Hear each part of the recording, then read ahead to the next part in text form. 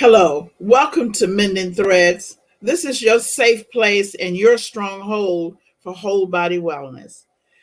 We're going to have a wonderful discussion today. It's a mind, body, spirit discussion on the topic of patience. And you know that this is a most important topic that can lead to many interventions and self-management strategies. When interfaced with difficulties, frustrations, crime, violence, all of those is intertwined. But many of us seldom think of the word patience. And we have two people that will be able to help us discuss this and begin to look at the topic from different vantage points.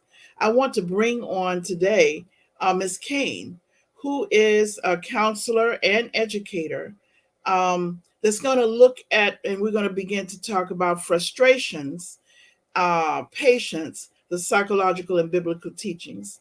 And we also have Dr. Wilson, Corey Wilson here in Houston, who will also lead in that he's both a pastor and a psychologist. So I'm going to ask them to come on right now. Ms. Kane, who is our educator, and Dr. Wilson, who is our pastor and theologian.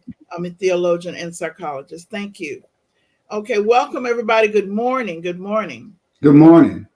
So we have this topic that is so ever present subtly in the news. Everyone speaking about depression or violence, or you turn on the news and it's this and this. It's the crime. Somebody killed their parents. Somebody, no matter what you think of. And I started an interview here in Houston, and I asked, when this happened, what went on? I had one situation that led me to do the interview. And it was that we had six apartment complex, 6 units, and families in all of those units. And somehow the city was working on another street, and all of the sewage backed up into the people's homes. And we were like, what to do? What to do? We had no idea that the city was working. We called out plumbers. We did everything, and we cleaned the situation. We spoke with the residents, and they were quite frustrated, as you know. And then we just stopped. And then I want to look at that as a form of patience, and there are different forms. So I want to open us up, Miss Dr. Wilson, to help us set the stage for looking at patience and what that is. Just give us a little bit of tinge from both biblical and psychological to set the stage for our discussion. Great.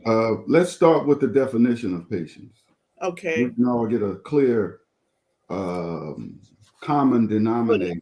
Yes. And ground floor of where we are going to be coming from today. The floor of it is patience is the capacity to accept or tolerate delay, trouble, or suffering without getting angry or upset. Now, just think about that. That's a lot. That's a lot. Mm-hmm. So to say that you have patience, that means now you have shown the capacity to accept and tolerate delay, trouble, or suffering without getting angry or upset. So why are we having this discussion? Because we as a society really don't have good, solid patience. Okay. And then we tend to put the lack of patience on what we're going through. Not understanding what you go through doesn't dictate your patience in regards to that's where you got the lack of it from. When you go through suffering and things that seem to be delayed and you begin to get angry or move ahead of what may be on its way, that's when you show the lack of patience. So trouble don't give you a lack of patience. Trouble just show you don't have patience. So I want to kind of clearly define that, because we are pointing to factors in the world that says why we don't have patience when that's not the right modality. That's off.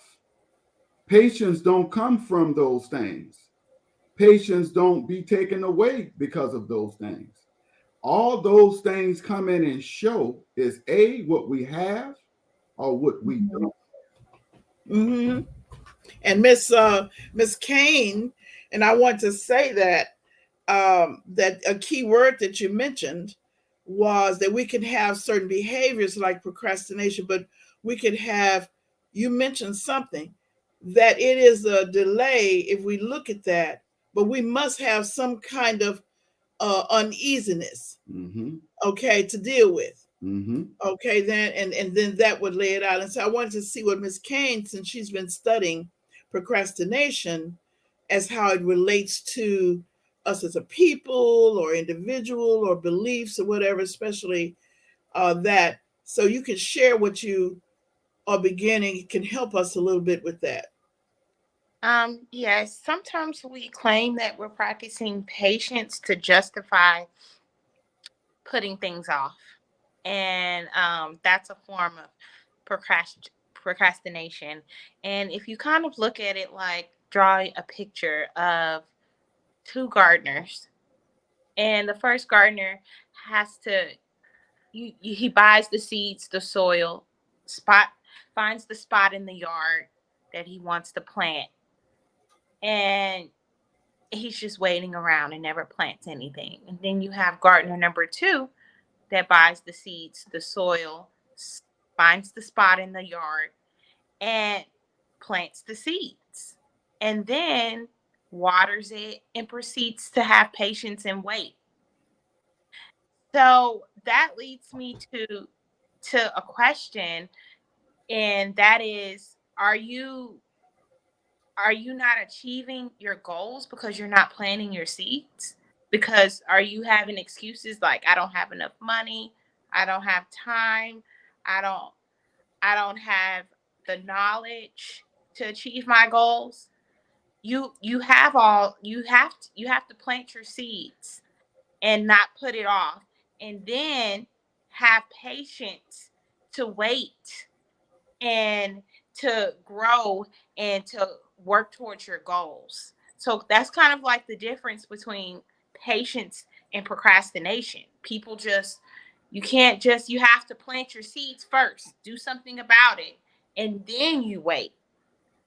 So that's kind of So, like, so we do know that there is a connection, and mm-hmm, then there are different things that brings about both. The limitation of both, but there is a strong connection that the research shows between how we handle patience mm-hmm, and procrastination and our beliefs. mm-hmm. Okay, how we express our beliefs. So let's see if we could look at, um, Pastor Wilson, Dr. Wilson, could you give us an idea of how those could relate, like biblically and psychologically? Like if patience has to do with struggling or handling um, frustration or emotion, then patience, then how does it psychologically, what psychological preparation would one need to have to bring on or view, and what biblical, how does that relate biblically? Mhm. So So I'm asking for two things. I got it. Hmm. So let's really look at the nuts and bolts of this because that's a great question. And it's things that we all must deal with and conquer. Because if you don't, then you're not going to do well in this life in regards to how it works and the laws that go with it. Okay. First of all, when you're thinking about God and we follow Him, okay, the religious people that have accepted uh, God, Christ, their Savior, etc. He believes and set a law of reaping and sowing. Okay, reaping and sowing. Now, to reap something, you have to first sow. So if you don't sow, which is like planting, putting in, and when you're putting in, there's nothing you're gonna get out immediately. So let's set those terms. When you plant, it's all about putting, or should I say doing. It's all about doing. There is nothing in regards to the mindset in the step of the process of planting that you're going to get anything at that time. So, we make mistakes because for whatever reason, when we plant, we start thinking about the next day or the next week based on our needs.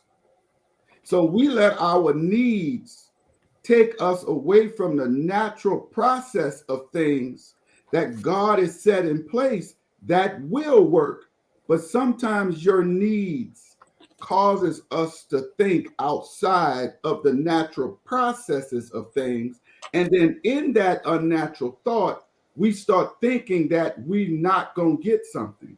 We've lost even more than what we thought we was needing. Then we're going to think that even doing the work that's associated with planting, it's not worth it. So you start telling yourself the work associated with planting, since I got this great need and I cannot immediately get what I need from what I'm about to do, then your mind goes to being lackadaisical and say, hey, what's the use?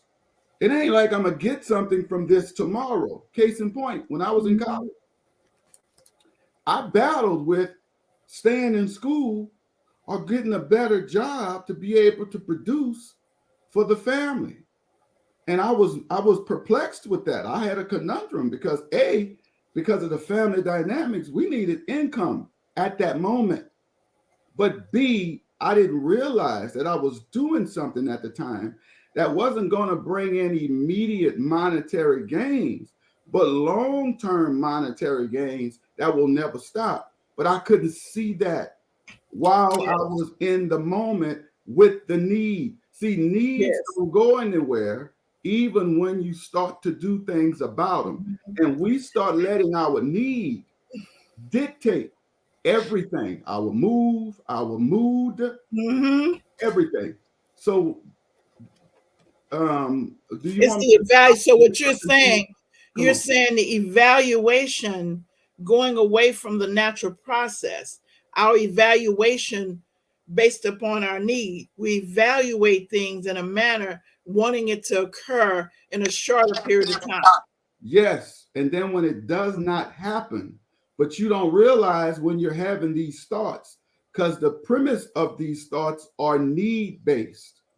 And it has Mhm. gotten you away from looking at what you're really doing in the true natural process of it, which will normally give you comfort. But you have discomfort because the thoughts you're having, which are need based, makes you think I need something from what I'm doing. Forget next week, next month, next year, next season. I need it now.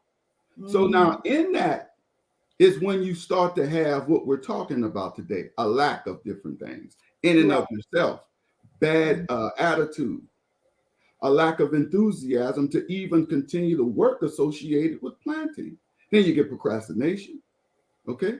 You get slumberness, you get laziness, then you start to have despair, then you start to feel defeated. And Right. who in the world are going to continue to work vigorously when in their mind, what they were working on, they've already been defeated? They don't think it's going to ever amount to nothing. Because while they put in certain bodies and hours of work, they don't see an outcome.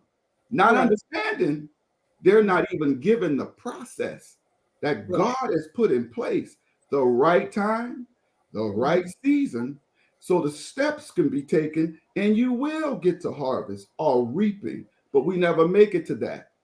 So this is for both of you. So this would be for students who are listening and young people who will be able to listen, or anyone. So then what you're saying is, here's a question. Can we, God then, the answer could be psychologically, biblically telling us that we have been given something and the opportunity is there. And can our patience, level of patience, and engage in a behavior of procrastination, then fail our ability to access what's there on the shelf? And that old joke that they tell about the man on the flood on the top of the house, Mm-hmm. and he was waiting on somebody to come, and Mm-hmm. the flood was getting higher, and he Mm-hmm. was asking somebody to come and help him, and he was waiting on God to send him an answer, and somebody came along next in a fishing boat or whatever. Then here come a big cruiser by, and then here come the steamship came down. The flood Mm-hmm. had gotten so high, and Mm-hmm. he was like, well, God, he was drowning, and he says, God, I thought that you would be there for me, and I prayed and I had patience. And what he said, well, I'd sent something 3 times, and you you didn't even accept it. You didn't listen or believe in me. So you know what I'm saying? Can it be that because of our impatience and our procrastination, that we enter a situation with the mindset that we cannot even access what he has sent for us? The Correct. natural process might be there. Mm-hmm. Yes. And saying it differently, we walk into scenarios already defeated and feeling depleted. But yet Mm-hmm. we verbally say, now I want us to understand something today. This is Yes. where the confusion lies. See, we as humans, when someone verbalizes something, the hearers of the one that's given the verbiage, the hearers now start to say they got it. Because if they didn't have it, they wouldn't be able to verbalize it. Well, have you ever heard of the saying, this isn't biblical? In life, as you was growing up, when somebody said this and said that, and they said, well, I'm from Missouri. Well, what do you mean? Talk is cheap. You Mm-hmm. said it theoretically, but that doesn't mean you have it practically. There's a Yes. lot of things, follow me, that we learn theoretically, and it will make you and the listeners to you think you got it when you still might not. You just learn how to discuss it. Yes. You conceptually understand it, but that doesn't Mm-hmm. mean you've put your concept into action and then went through the seasons of it and then benefited from it on the other end, because that discussion from that experienced person is going to be totally Mm-hmm. different than the one that just conceptualized. So follow where I'm going. Mm-hmm. The man on the boat, excuse me, or in his house, praying to God, send me help. Conceptually, he said the right things. He was thinking the right things.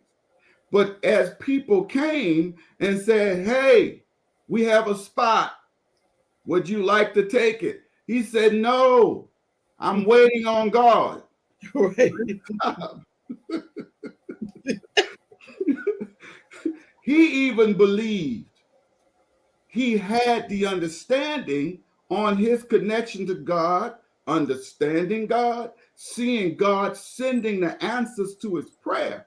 So when the help came, he didn't even associate what he intellectually said and verbally said to what was actually happening. So therefore, the Mm-hmm. answer to his prayer showed up. But that See. showed us he clearly didn't fully understand what he had in theory, he didn't have in practice. And right there is where we mix things up with how to follow God, how Mm-hmm. God works. Because Mm-hmm. in that, God, he asked God, why did I die? He said, Yes. son, I've been waiting for you, he asked God. And I had faith until I died. I stayed on that rooftop. No matter what, I had faith. So I'm perplexed with why did I die? And that's when God told him, son, you didn't have to die. I sent you 3 modes of Right. answers to your prayers. But for some reason, you didn't relate to me sending the help as though the help was coming from me. You was getting help, rejecting it, and still praying, saying, Father, where are you? So see, Miss Kane, then with your students and with your patients, how do you use that procrastination, that waiting, that not using? How do you use that premise when working with students to help them, or young people, to help them make a move, a decision, or to see? I know you have to get off a little early, and I'm just trying to get this through. Yes, when they have to understand the learning process, and they have to understand that, having patience, people that are patient understand that mistakes are going to happen. And and when you understand that, and you develop a true patience, you don't let that immobilize you. Procrastinators let that immobilize them. Oh, I made a mistake. I can't do anything. I got to stop. And they just put things off because I'm just going to make a mistake, or I'm just going to fail at it, and they make excuses. But people that have patience understand that mistakes are going to happen and things are going to come up, but they continue to still work towards their goals, and they continue to like plant seeds and still do every and take all the steps when they fail and everything like that. So once you try to, that's what I do with patients and in students, is just try to get them to understand that you're going to have some bumps in the road, but that still shouldn't stop you from reaching your goals and your true potential. So you're talking about resilience building, Right. and being able to go, the expectation of going through struggles and frustrations without giving up, knowing and expecting it to be there. Right. Mm. And the patience will come in. I see what you're saying. Yeah, Hmm. don't let it immobilize you. Still, just have patience with, life's ups and downs, and know that the mistakes are going to happen and things are going to go, but you still continue to work towards your goals. And like the pastor said, you don't let, what you hear, stop you either. Hmm. Because, and see, in that, what happens is the person, we as humans, when we go to do something that we need or desire or wish or hope, a lot of us start out. But as soon as we run into difficulty, discomfort, a challenge, we register difficulty and challenges as defeat, not understanding everything in life has to go through a challenge to get from point A to point B. Hmm. When you get a challenge in your movement, that doesn't say or shouldn't say stop. That should say regroup. But we don't regroup, we stop. Hmm. There's Yes. nothing wrong with pausing to regroup. Okay, that's what prayer and going into a corner, even in the war, there's been wars fought. And on the battlefield, one realized we're getting beat today. So you know what they say? Retreat. That doesn't mean you've lost. For Hmm. some reason now, we think retreat means I've lost. Well, wait Yeah. a minute. You got to now dig deeper and maybe go get smarter to come back. But that's not the step we're taking psychologically. We look at difficulty, discomfort, and a challenge as defeat. So then we stop. And when we lose the motivation psychologically, it's within moments or days when we're going to stop our behaviors that we was attributing to trying to accomplish something. Because in our Hmm. mind, a challenge came and it told us sometimes we're done. Don't even think about it. Don't even try. It's a waste of time. With a challenge. And wait a minute, it gets worse. In today's society, in America, we're feeding people to help them believe in why they stopped. To say it's okay. You were Hmm. supposed to stop. What kind of modality is that to tell somebody? That's what the world answer to is to Right. people stopping, and then they Yes. start blaming things and people and systems. Hold on, Avoiding and they've stopped. You can't pacify the person that has stopped. I get right. it. You don't want to hurt their feelings. I got it. But there's Yes. something more important at stake. If you pacify them to comfort them in the mindset that they've gotten into because they've stopped, you will never push them to keep moving because you're focusing on pacifying them because Right. you're concerned with what it has done to them. But what you don't realize, if you're going to help that person, if you don't get them moving again, all the Yes. pacification in the world won't Right. really help it. It's almost as if I talk to parents when the child, I have a young man um, who's excited about having a baby, and the baby is now a year old.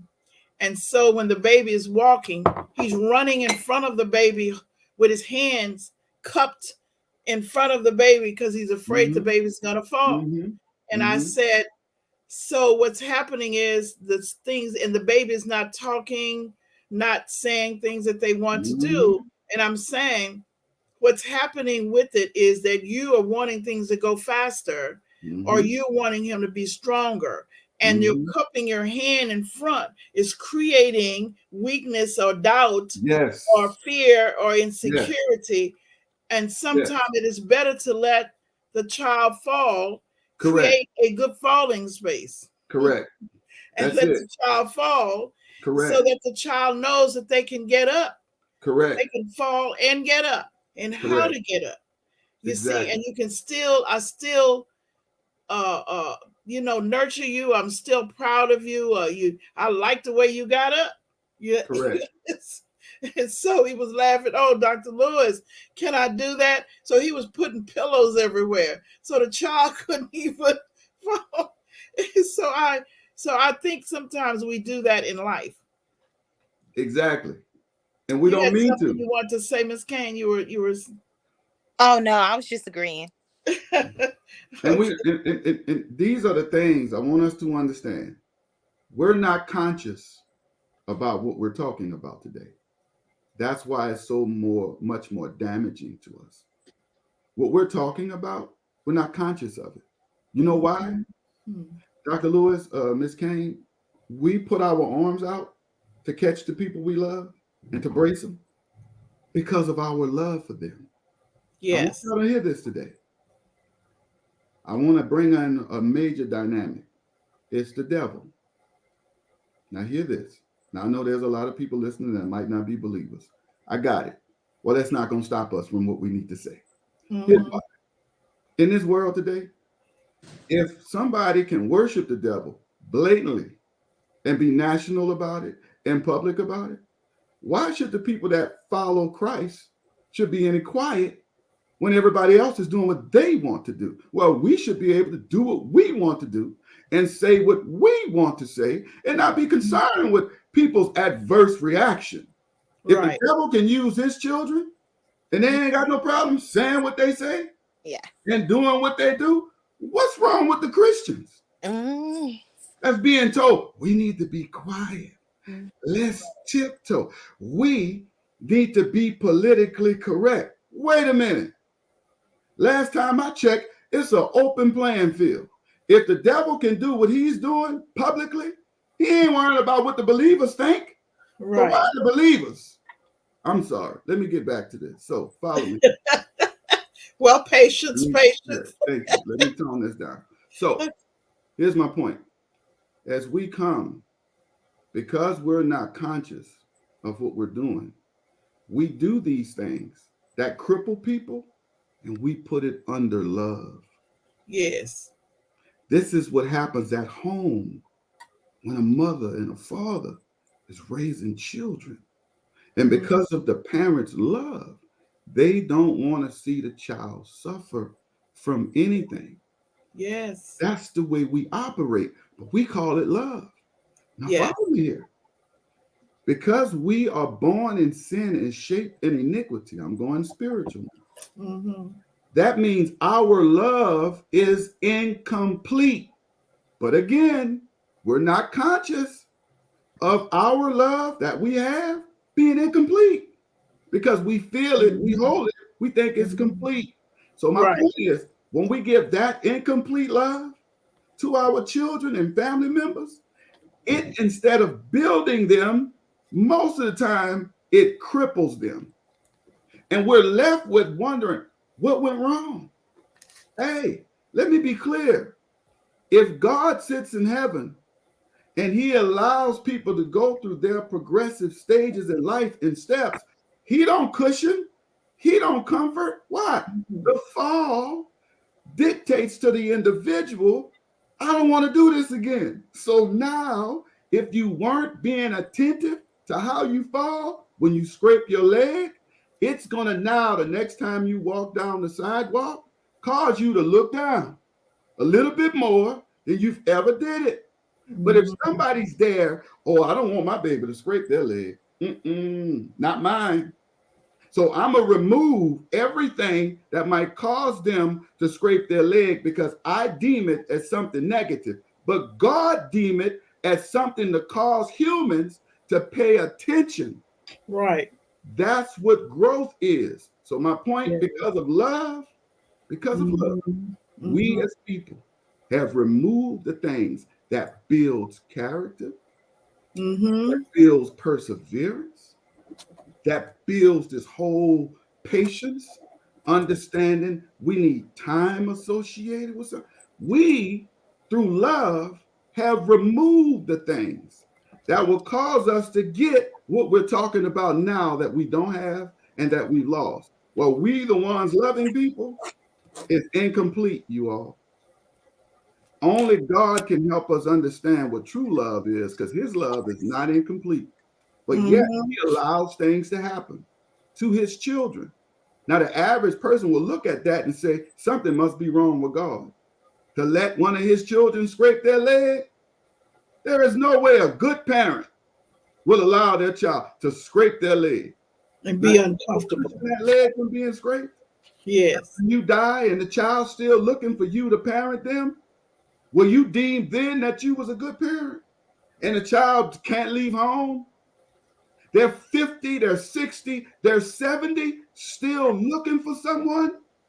Yes. They're afraid to make a decision and learn from the consequences. My goodness.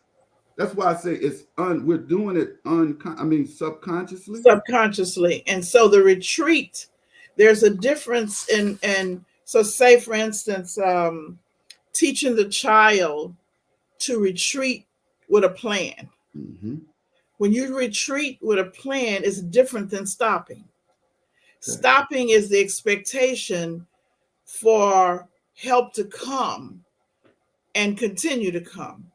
Retreating is to pause and be able to expect of what I need to do with the action plan.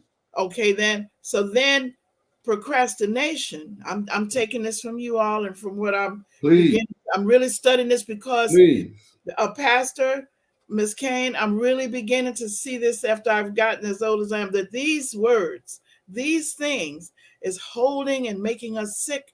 This lack of this expectation, this patience, this behavior, this thing of procrastination and mindset change and the fusion of psychology and biblical teaching is the answer to some of these things. And so one of the things is procrastination then, from what you've just said, is expectation that there is no discomfort and that the weakened character of not being able to manage time, not being able to persevere, but only complain. Right. Mindset of complaint. Okay, then. And so one of the things is that I just wanted to say that out loud and ask the question. Then what does that say? What are we talking about then? Well, let me bring in the other part of the adversary. Okay, then. All right. That's why we got to do this in stages, and that's just what we're doing. This is fantastic. So that area of going to do something and then feeling the discomfort and just trying to do anything, right? That area right there, that discomfort zone, that's when the devil come in.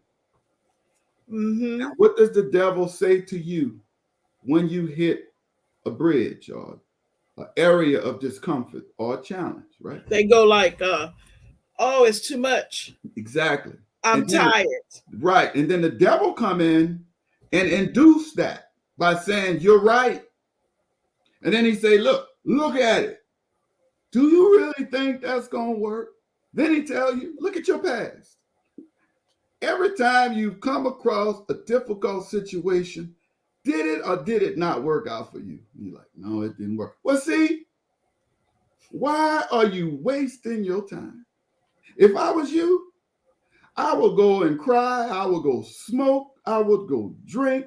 I would go whine, or I would literally lose it on somebody. I would take this frustration out on somebody else because now I'm going to show you how things are working out for others. Then the devil going to say, see, they think they're better than you. And then you don't nobody know you're having this dynamic. And then he's going to use things that are real, my brothers and sisters. See, that's why the devil is so convincing. I used to think the devil told us things that were complete lies. No, no, no, no, no, no, no. Why do you think in a court of law, they said for you to swear in? And you know what they ask you? Are you going to tell the truth, the whole truth, and nothing but the truth? Why do we got to go through three different levels of truth? Right. Because just because somebody said something from their perspective, it could be their truth, Yes. but it might not be 100% factual or what actually happened. So that's why even in the court of law, they don't just ask you, are you going to tell the truth? They say the truth, the whole truth, and nothing. Not what you want to leave out, not what you feel pain by. So what am I saying? In that is where the devil toy with us. And he tells us it doesn't make any sense to keep going. It's a waste of time. Then when you start looking at the reality and you see all your failures, then what he's saying is going to make sense. That's when you need a savior. Look, you all, I don't care what you have associated with. We need help in the spiritual realm. How are we going to fight the devil that we cannot see? Yes. So what does that tell us? We've been trying to live without the Lord. We casually bring God in our life. So he casually help us in those casual things. But the majority of your life, which is still a wreck, and you can't do nothing about, you refuse to bring him in the rest of your life. Well, God is saying, if you're going to serve me, I don't want you to bring me in partially, because the devil ain't playing with you partially. He's trying to destroy you. And anything he can use that's causing you grief, he's going to come through and exacerbate. And he's so crafty, you won't even know it's him. All you've been done is stop everything, thinking you're still good. And you've listened to the devil, but the devil is so crafty that you won't even be able to identify him in how he operates. And you won't even know. So you need me, son and daughters, to help you in a realm that you don't exist in. I exist in that realm. I have more power than the devil. He's trying to manipulate. I'm trying to cultivate. It's two different things. So for you to get over your challenges, when they come up, you're going to have to come back to me. You cannot do this without me. That's what I'm saying. But man still don't want to hear that. We're still trying to do it on our own with intellect, money, a heritage, culture. None of that works. We need the Lord.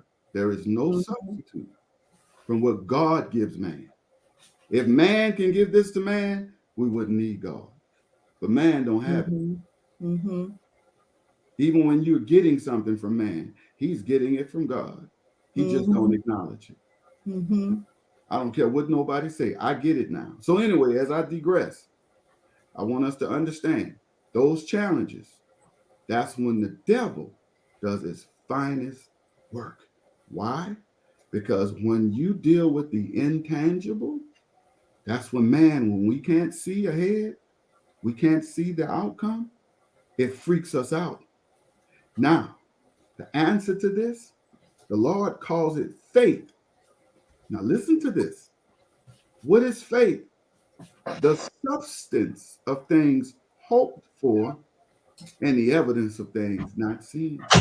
Mhm. Just put that for a moment. If the answer to our challenges, when the devil try to come and use our challenges to further destroy us, when we are tapped out, that's when God say, I need you to have faith. And then you say to God, well, I don't see nothing. And God is saying, great. Because if you see something, then you can't use or have faith. Faith is the substance of things hope. But man don't want to be in a position of hope because he or she thinks that's crippling. But for God, it's cultivating. It's It's like the man, Pastor Wilson, this morning says he wanted to make a change in his relationship with his wife. And then he started talking about all of what was wrong and what he lacked. And then what they lacked, what the partner lacked. And then he said, I am not going to do this and I'm not going to do this. And I was sharing with him, then what you're doing is you have destroyed your hope. okay. When you say what you cannot open the door to, That's right. then you have all you're asking for something, but you're closing the door. Door. See, and so then there are different things like initiation Right. and working with the unknown, not knowing what's going to happen, but knowing what you have to do, Correct. knowing the willingness to give, and those things give your faith and help build your hope. You see, Correct. the more you engage, then you're building your hope, even in your relationship with your spouse or your wife. How Exactly. you handle that, yes. That's right. Because as we live in life, everything has to go through seasons to get to where it needs to be. Let's look at Mhm. the earth. We go through 4 seasons, right? You getting Four- dark over there, Miss Kane. I can't hardly see you. Okay then. We Oh got yeah, four. There now you you're go. back. Yes. There you go. We go through 4 seasons. And through those 4 seasons, at the end, it's the end of a cycle, right? But what if summer says over here in winter, I don't want to wait after spring to come back. I'm coming in December. Now, summer, as much as it's needed and as powerful as it is, and all the purposes that it serves, it must wait until after spring to come in. Now, that's a challenge for summer. But then Mhm. summer got to learn to be obedient. You know why? As important as summer is, if it jumps winter and spring, then it will not allow what winter is supposed to do and bring. Then it won't allow what spring is supposed to do and bring. So if it can wait for its right timing, then it don't eradicate all the other things that's outside of it. So what happens with people? We start to think we it and don't understand we are a part of a process. Just play that part and it's fine. We need winter. We need spring. As important as summer is, summer can't start telling winter, sit down because I need to be seen right now. No, no, no, no, no, no, no. We need what winter is going to bring. We need what spring is going to bring. And if you wait and be patient and be obedient, so you know what that also brings us to? We're disobedient. Mhm. And being disobedient, we're going to now have challenges and problems that we're faced with today in society. But we're looking at the results of the problem, trying to give people pacifications from being really disobedient to the process. Okay. Mhm. As much as I love my son or my daughter, my family, my friends, or myself, I got to allow myself to go through the natural processes. But if Mhm. I become disobedient and want to jump the process for whatever reason, then I'm never going to get the outcome. And then that's when the devil going to come back and say, see, what did I tell you? It was a waste of Right. time. But he Right. ain't going to show me that I stopped. See, that's the kind of stuff the devil never show you what you didn't do. Right. We don't want to own nothing, but yet we want everything. Well, wait a minute. You don't get to just own the victories. Well, what about the shortcoming? Well, that wasn't me. Well, who was that? No, that was you. Own it. You know what the Bible says? A wise man learns from his mistakes, but a fool never changes. What does Right. that mean, Pastor? It's simple. When you learn from your mistakes, you own them. I did this. I made this decision. I don't like the outcome. I can agree. But I'm not going to let myself or nobody else or my mother, even though in love, she's not trying to allow me to own my mistake. It's coming in love, but that's not going to help me. I got to own my mistake. Because if I don't own it, I'll never grow from it. And then I'll continue to make the same mistakes over and over and over, expecting a different outcome because I didn't own it. And that's what we do, especially in America. We don't let people own nothing. Oh, no, no, I know why. It's like people tearing stuff up in the street. Why are they knocking people's windows out? Let me tell you why. Because of what we went through. Are you kidding me? That's your response? Yes. To wrongdoing? Yes. Well, you don't understand. Hold on. No. Are you kidding me? So based on people's condition and where they may be and what they've been through, you justify bad behavior? Right. Wait a minute. But we don't take it that far. Not even in the teaching of the American Psychological Association say we have failed Come on now. to look at how to gain moral. First time I've heard them speak up to say we have not gained moral maturity. We have not looked at our beliefs and how to express moral maturity in our frustration about the status of things, about unjust circumstances.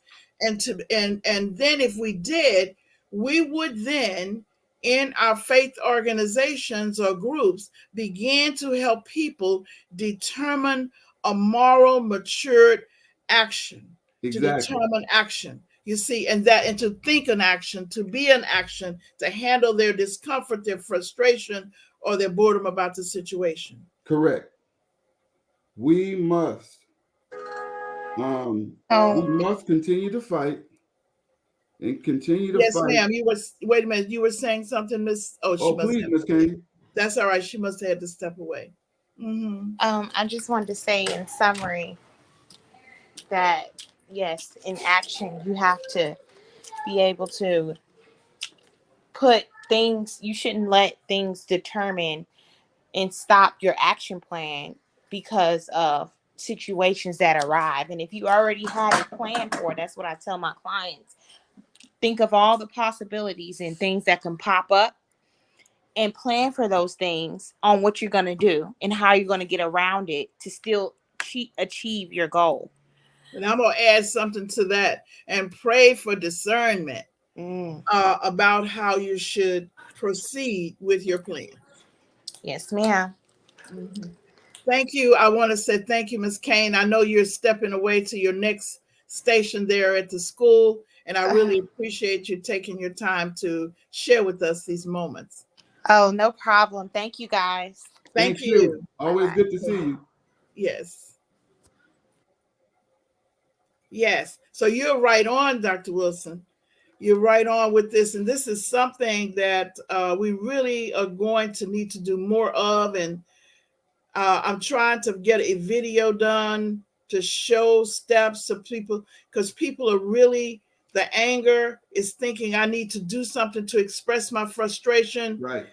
But they're not looking at the motivation for it, nor the consequences or what the action really means. Correct. And that's what happens, Dr. Lewis. Psychologically, when we suffer as humans, and I'm not just speaking of African Americans, humans, right? When we suffer, if we don't do, this is going to sound like a conundrum, if we don't do right in our suffering, There's a bad way to deal with suffering, and there's a good way to deal with suffering. But it don't take the heaviness of the weight and the pain away as suffering. You're going to suffer whether you learn how to suffer well or whether you continue to suffer in an unhealthy way. In that's when we make some critical decisions in our suffering, because the suffering is causing us to think differently. It's causing us to think outside of process. Mm-hmm. It's causing us to think outside of reality. All you're doing is thinking from your suffering.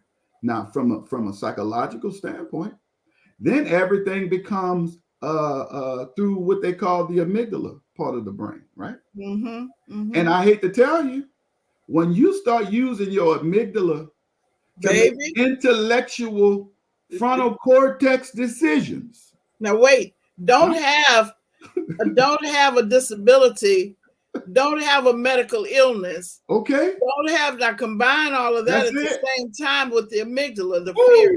Mm-hmm.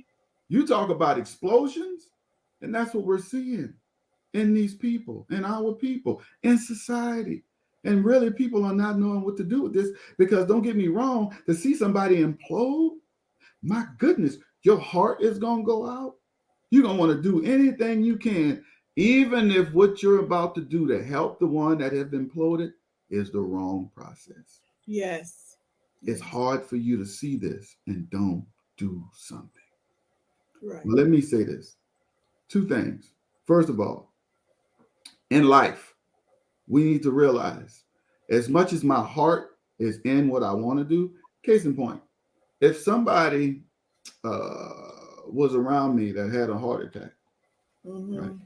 It says my brother, and there's 50 people standing around. My brother just had a heart attack. I'm panicking. My heart, everything, my soul, it's going out. Mm-hmm. In that moment, I'm going to start to think about, I need to help my brother. The problem is, I've never been a paramedic. I don't know much about medicine. Mm-hmm. So I might want to help my brother, but in reality, I might be limited.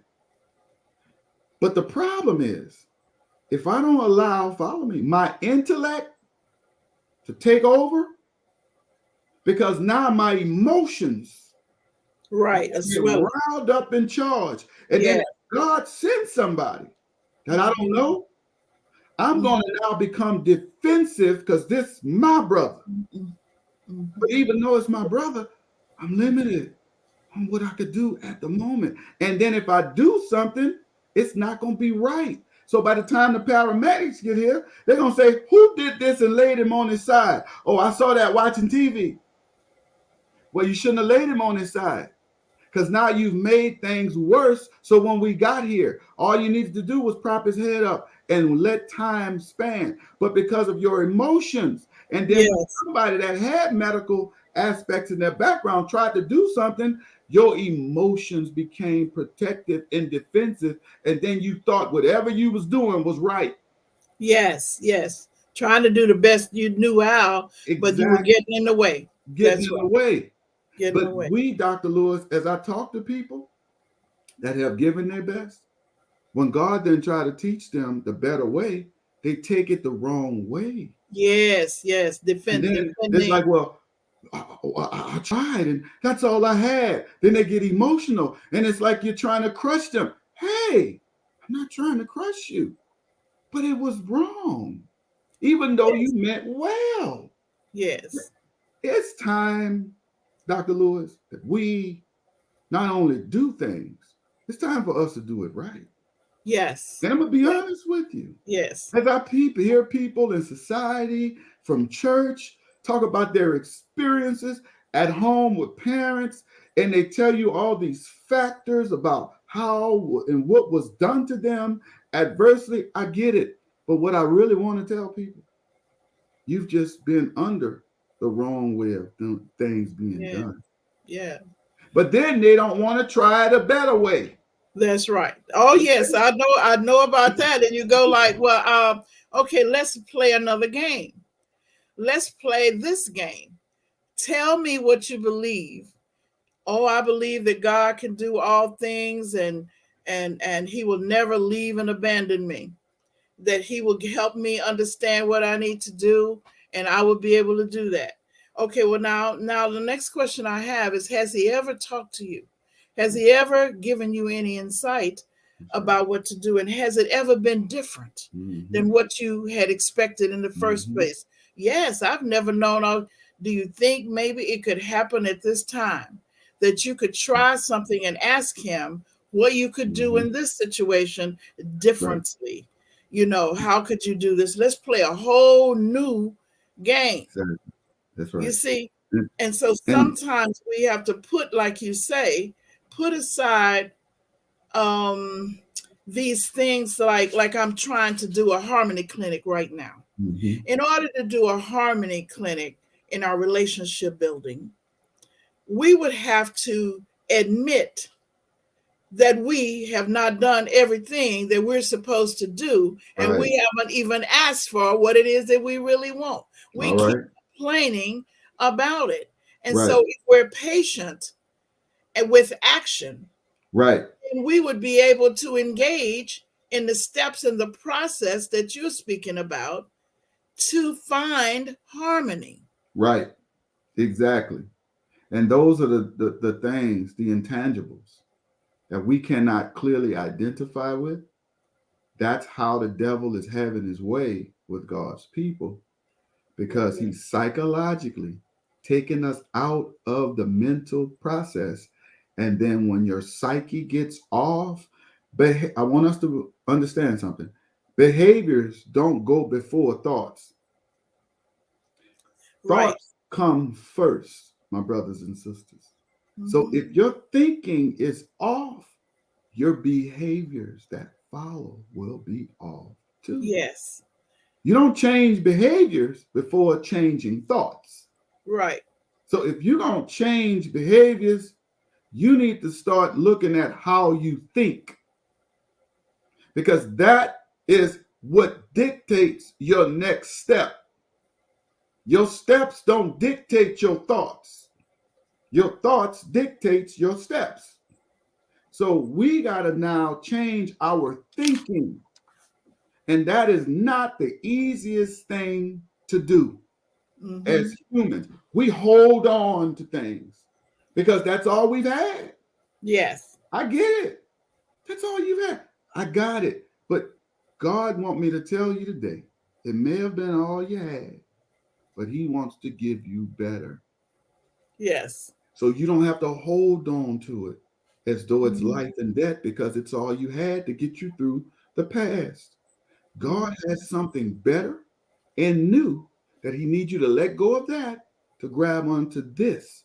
But we, because it's all we've had, we hold on to bad Yes. operations, Yes. bad thoughts, bad a lot Mm-hmm. with dear life. And all God is saying, I get it. I like your firmness of your grip, but can I help you change what you're holding? That's all I Mm-hmm. want to do. I want to So, use the same firmness yes. that you Yes. got to the wrong thing that you think is good. Keep that Mm-hmm. firm grip. But now let me change what you hold. What you hold. That's right. Mm-hmm. So, Pastor, give me one thing that links biblical scripture, parable, or anything based on what you say to leave them with. Okay, Leave them with something that let's leave the audience with something. I got it. Okay I'm then. ready. Okay Okay, then. you all listen. Okay. Okay, I got to read 10 scriptures. I Okay. promise you, you're going to love it. It's Galatians 6, verses 1 through 10. And hear me out today for all of us. Brethren, if a man be overtaken in a fault, ye which are spiritual, restore such a one in the spirit of meekness, considering thyself, lest thou also be tempted. Bear ye one another's burdens, and so fulfill the law of Christ. For if a man think himself to be something when he is nothing, he deceiveth himself. But let every man prove his own work, and then shall he have rejoicing in himself alone, and not in another. For every man shall bear his own burden. Let him that is taught in the word communicate unto him that teacheth in all good things. Be not deceived. God is not mocked. For whatsoever a man soweth, that shall he also reap. For he that soweth to his flesh, of the flesh reap corruption. But he that soweth to the Spirit shall of the Spirit reap life everlasting. And let us not be weary in well doing, for in due season we shall reap if we faint not. So the reaping would be generosity and caring for other people, the ability to have humility, character in terms of making appropriate decisions and Right. sticking with something and follow through and those kinds of things. Mhm. Reaping would be health. Reaping would be using energy That's in right. a manner to rebuild. So all Correct. of those kinds of things, I want Yes. people, sometimes people say, well, I don't know what they done. So in other words, so one of the things that we're doing is you're talking about throwing the window that I know they're telling us our time is up, is that we need to look at what our self-control and what our boundaries mean, what Mhm. our beliefs mean, where do they come from, the thinking, what are we holding in our mindset? And we can actually change that every moment we've given an opportunity. Exactly. And Mhm. remember, Philippians 4:13, I can do all things when you are out and not knowing what to do. You didn't reach capacity. That's when you Mhm. call on the Lord. That's right. Philippians 4:13, I can do all things through Christ who strengthens It's me. me. Mhm. God bless you. Okay. I want to thank you for being here today. I hope that you got something that you can hold on to and that you can carry to all of the difficult situations that you then use with the joining and bringing wellness, whole body wellness. Renew beliefs, rebuild faith, and reconnect families and communities. For it is not the circumstances we meet, it is the manner in which we respond that determines health, happiness, and success. Um, you can sign up for our next class. I think today is the last day one. Those of you on Facebook Live, today is the last day that you can sign up at wrc-houston.com for our mental health, internationally certified mental health coaching program. This is one that used the teachings that we have today to help you heal yourself and those in the communities. So give a sign up and we'll look forward to hearing from you. Thank you now. wrc-houston.com. Same time, same place, same station. Thank you. Have a good day.